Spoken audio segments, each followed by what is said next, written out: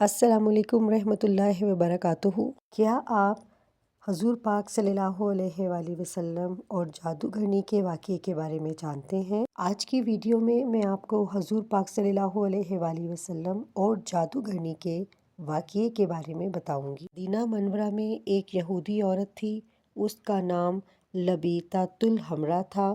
وہ ایک بہت ہی خبیث اور بدذات عورت تھی، اور وہ حضور پاک صلی اللہ علیہ وآلہ وسلم سے بہت زیادہ جلتی تھی اور چاہتی تھی کہ نعوذ باللہ حضور پاک صلی اللہ علیہ وآلہ وسلم اس دنیا سے رخصت ہو جائیں۔ ایک دن وہ عورت ایک جادوگر کے پاس گئی اور کہا کہ حضور پاک صلی اللہ علیہ وآلہ وسلم پر ایسا جادو کرے کہ وہ بیمار ہو جائیں۔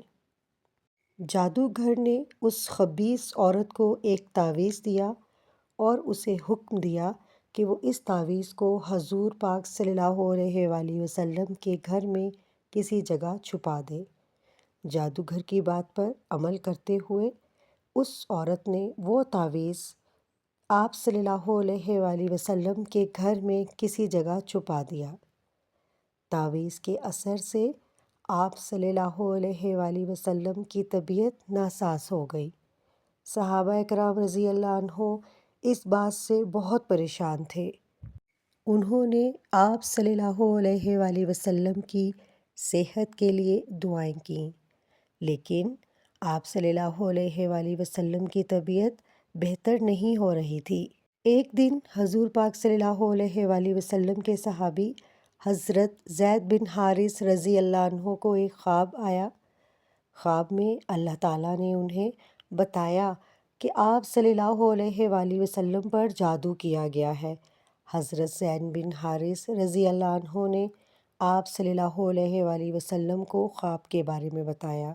حضور پاک صلی اللہ علیہ وآلہ وسلم نے حضرت زید بن حارث رضی اللہ عنہ کو حکم دیا کہ وہ تعویذ تلاش کرے۔